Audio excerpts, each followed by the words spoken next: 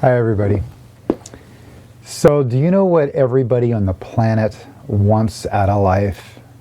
Do you know what you want out of life? Do you have any idea? Well, what I've realized is that we all have the same things in common. We're all addicted to thought, and that keeps us from the one thing that we all want. What the one thing we all want is joy. We want to be happy. I want to be happy. When a kid says, you know, my goal in life is to be happy, they mean it. And as an adult, we get so caught up with the mind playing that comparison thing. I'm not good enough. This happened in the past. I ought to hate them. I have to do this tomorrow. I'm worried about and stressed about not accomplishing it, or whatever the situation is, and getting distracted, and gossip, and anger, blame, complain, all low frequency stuff. And it keeps us from our joy, the high frequency stuff. So with that joy, there's one other thing that I think is really important, and some level of appreciation. It leads to joy. And so, to me, one is about love, yum, happiness, joy, connecting, not only connecting to everybody, but to ourselves. I've got to love myself first, and then I can love everybody else. So, joy in yum is what I'm after. And I found myself I've never been depressed, really, but I've been in a funk. And for me, it was depression. It was weird. It was not my normal self. And what happened was I've been recently inspired by a guy named Kyle Cease. He's a comedian, and he did the same roller coaster of life. And what got him out of it is what's now getting me out of it. And he today committed to going to another level. So it was probably about 80 days ago, I went to a seminar with him, and I made a commitment to meditate for 1 hour a day, every day. And his version of meditation, I mean, I've been taught all sorts of different types of meditation, but his version of meditation was nothing more than just sit and observe. Just be silent and observe. Observe your thoughts, observe who's thinking. What's that thing inside of you thinking? What is that? And observe your feelings, and what you're hanging on to, what you're grabbing a hold of, and what you're not letting go of. And does any of it really matter? And does any of it, letting go of it, does any of it lead to another level of happiness and your frequency rising? And as you breathe and let go and focus on the yum, what happens? You change. So Einstein said that whatever you desire, you have to match your frequency to. Match your frequency to what you want.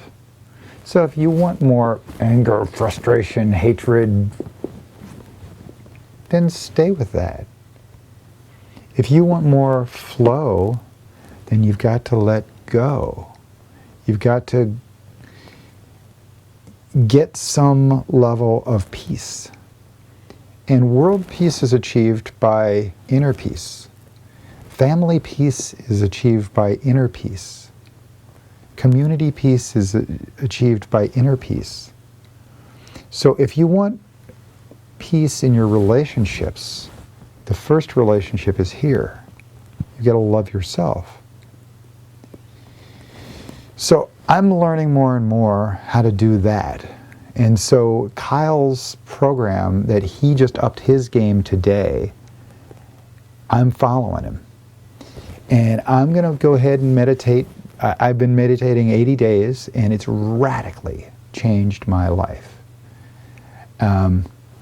What I've done so far is he asked to make a list of goals for 100 days. And it just sets a barrier, a boundary, not a barrier, but a boundary for a finish line for you to achieve something and cross. And what I'm learning is I am a giver. I give. And I'm a creator. And so what happens is I get my own projects, and my list of things to do is a mile long. And all these projects that I've started have gotten 95% finished over the many, many, many years of me creating. And instead of me finishing those projects, I set them to the side at 95% finished or 82% finished or whatever they are. And they're all just been sitting on these shelves, half finished or 3/4 finished or whatever they are. And it's frustrating because it's inside of me. It feels like something's not right.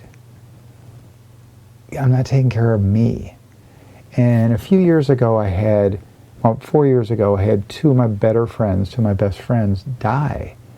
And they died with their music still in them. And I'm realizing in my getting through this process of releasing their information, I haven't released my own. So this seminar that I did with Kyle Cease, I made a 100-day list of things to do within 100 days. And it's what most people would consider a lifetime achievement award. It's insane what I wrote here. Most people would think it's totally undoable, but most of these things were already 95% finished. So over the last 80 days of 1 hour meditation, what it's done for me is quieted my brain, my ego, that little voice inside my head saying, well, you can't do it. You're not good enough. You know what? And what he was doing, he was my fear of success. He was the guy saying, you're afraid to be big. And, Marianne Williamson said, our deepest fear is not that we're inadequate. Our deepest fear is that we're powerful beyond measure. It's our light, not our darkness, that most fears us. And who am I to not allow my light to shine, to let that God within me be big? And so what I have been doing is really liberating for me. As I've been meditating, I've been feeling the feelings of all those little things gnawing at me that I've been, and it's my own inner fear, my fear of success, not fear of failure, fear of success. And so I've gone through this, and I've completed many, many, many things that I was hanging on to. And I'm going to keep accelerating. And a lot of these things are physical things and creations of mine, but others are creating new habits that bring me joy, bring me yum, and get my health better. My health, my happiness, my success. Success is just completing something. What'd you complete? That's your success. Did it bring you joy? You can have a successful life by planting your garden and creating food and beautiful meals for yourself. That's success. That's in harmony with nature. That's in harmony with what brings you joy and yum and health. That's success. So some of my successful items and some of my needs to do were also things like exercising, taking walks, doing yoga, riding bikes, laughing more, worrying less, loving all, improving my situation in life, and discarding clutter, and eating organic food and doing this meditation every day for an hour. And then I've got all these other things. One was writing my first book, and it's called Life's User Manual. And it's not a user manual for your life. It's my user manual for my life. And within it, you know, when I publish it, hopefully it'll help you. You'll read it and say, well, these few things work for me. So I'm completing Life's User Manual. I own lifesusermanual.com, but it's not up yet. I have my briandhardin.com. That's just the old version of me. I have New Ways with a K, and that is sort of my spiritual and wisdom travels and some other things.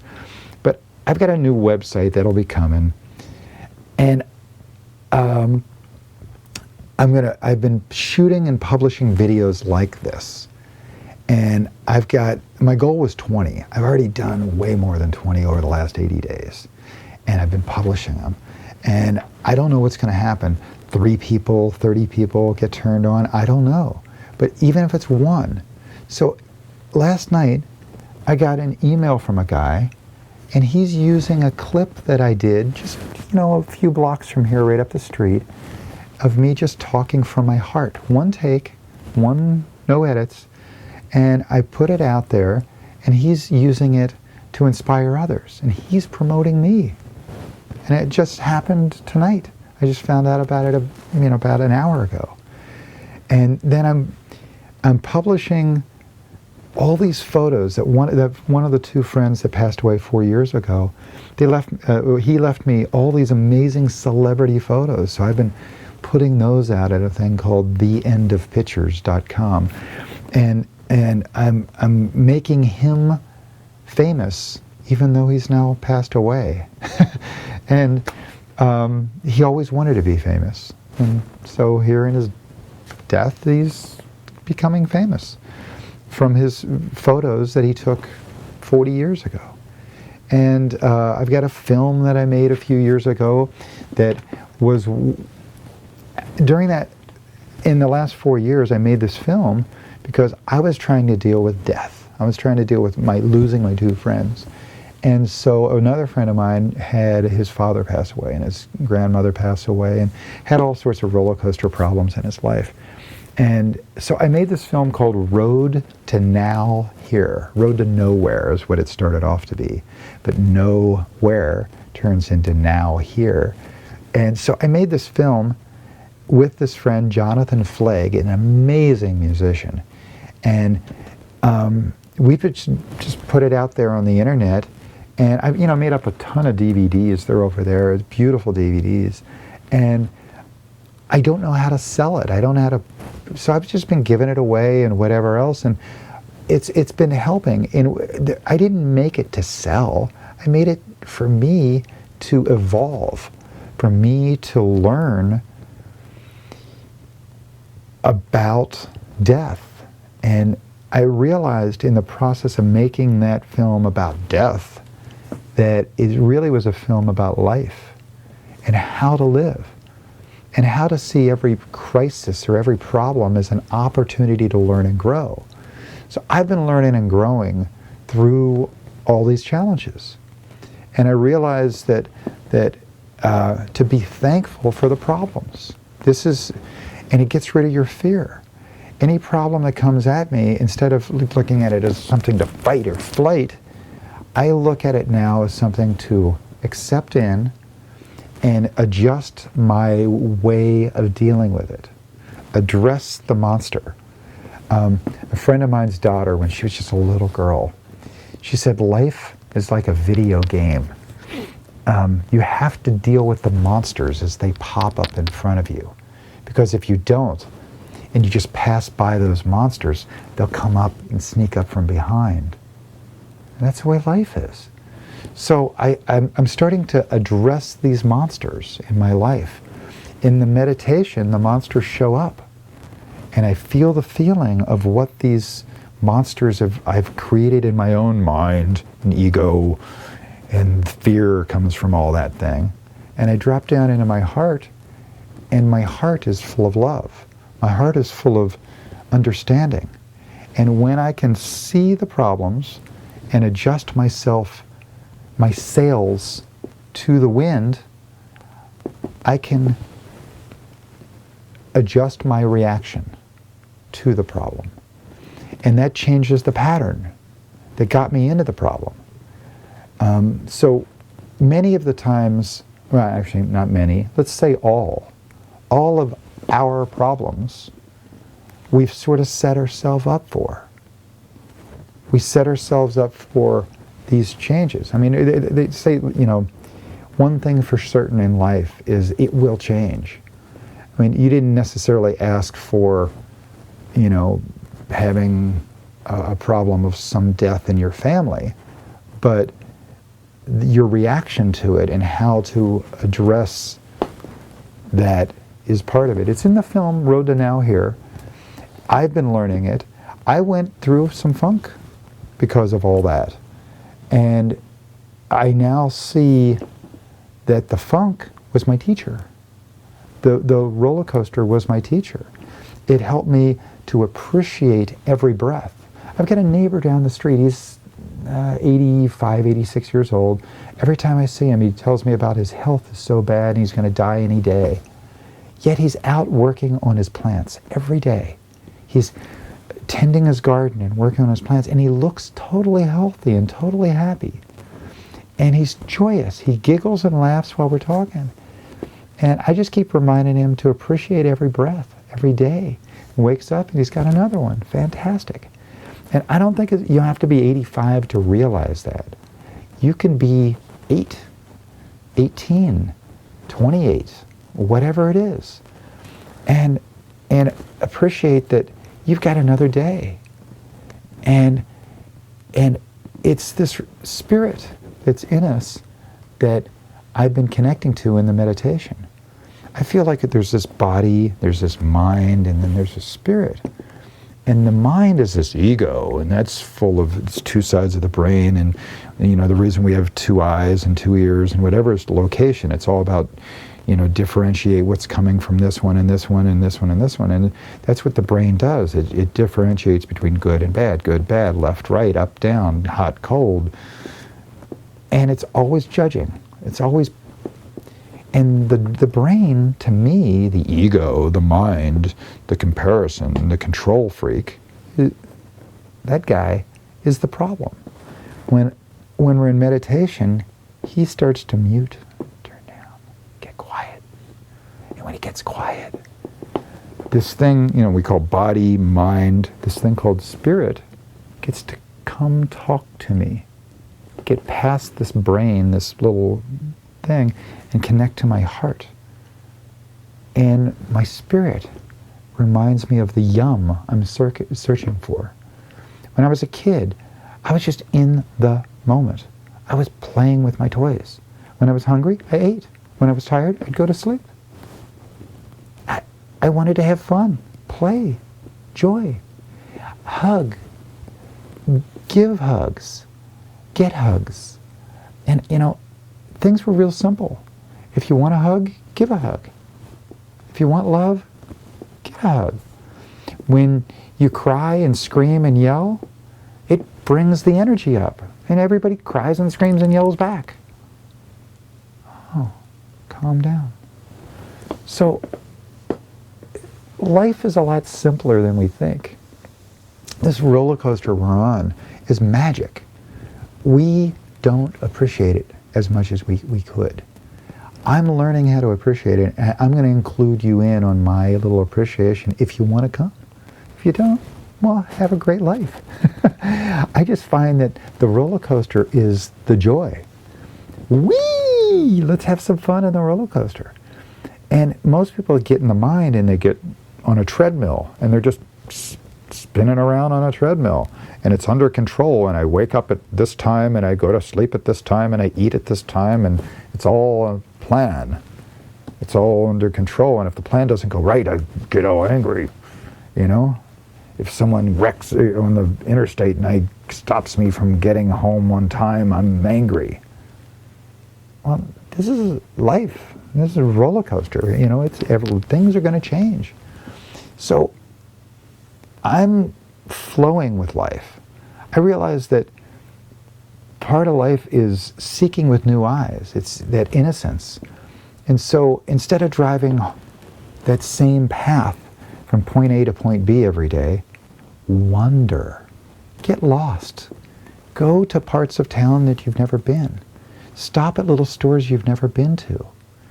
Meet people and say hi and thank you and hope you're having a good day, and actually wait for a reply. Connect. Love one another. These are real simple things. We would do that as a kid.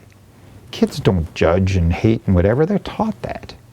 You know, little babies, they don't do that. They just love. They want to be hugged. They want to laugh. They want to giggle. They want to have a connection. They want a community. They want to play. Well, this is true for adults too. We've let our mind get in the way and control things, and you must do this and get these grades and be here on time. I'm not sure that God planned for us to be in this situation of enslaved to a monetary system and have to make money to be part of the club and work 40 hours. And I think nature is not that. Nature wasn't banking. Nature wasn't work. But the reason we created all these computers was to get rid of the need to work so much. Let them do some of the work. We've got robots coming. They'll be doing the work. Buckminster Fuller said, I don't know what the exact quote was, but it was some notion, it's a silly notion that we are all enslaved to the system for 40 hours a week. That at some point, which we're at now, we should be spending the 40 hours a week on spiritual matters, on evolving, on connecting, on creating community, on loving one another, on following our passion. And Kyle Cease, this comedian that I went to his event, he said something similar. Follow your passion, follow your yum. So I did. And I've been achieving at a rate much quicker than I did before, because it put me back into, you can do it. You know, go, just do it. You know, the Nike, you know, logo or whatever was just do it. And so I've been just doing it. And so it's sort of like progress rather than perfection. I'd rather complete things. And, you know, with music, you do a song demo, and then you do it again, and do it again. And then finally, when you like it, you release it. Well, I've been completing things, and it's like, it's pretty good. Put it out there. And then if people really, really, really like it, then I'll look at it again and maybe fine-tune it a little bit and put it up again. Share it again. And so I've just been having fun doing that. My goal is to meditate every day and just keep continuing. I'm going to go for a year. And I'm going to try to do these videos every day and put something out there. And it'll probably end up on briandavidhardin.com soon. I'll put a website up there at some point. But until then, there'd be at Brian D. Hardin in New Ways or wherever they are. I don't know where they're going to be. I'm just going to have fun and put these out. And I'm sure right now I'm talking to my 10 friends who, you know, on Facebook or wherever I am, and on YouTube. But I'm hoping that this will expand, and my goal isn't to lead you. My goal is to inspire you to be your own leader. When they say, get a guru, no, it's guru spelled G-U-R-U. So I want you to be your own guru. G-U-R-U. I'm not your leader. I'm not going to be your leader. I can inspire you because I'll be my big self and my goofy self, and maybe you'll go, well, I'll be a big goofy self too, and do some yum. Follow my bliss. seek joy. Give joy. Get joy. Be innocent. Be open-minded. Be optimistic. Get rid of the fear and the fearlessness isn't, I'm so strong and in control that I'm not fearful. No, the fearlessness is accepting that every crisis is an opportunity to learn and grow. So you grow. A problem comes at you, you adjust your sails, you realize the problem and what got you into the problem, and you don't repeat it. And then you give thanks. Thank you. I'll no longer go down that path anymore. I'll recognize that that path is coming. I'll recognize the bad dog there, and I won't go petting the bad dog or petting the snake. And, eventually it'll bite, And, we'll just be wise. And so how I usually end things is laugh more, worry less, love all with gratitude. And I hope this inspires you. And check out Kyle Cease. He's really, really funny. He's really, really genuine. And he's really helped me a lot. Thanks.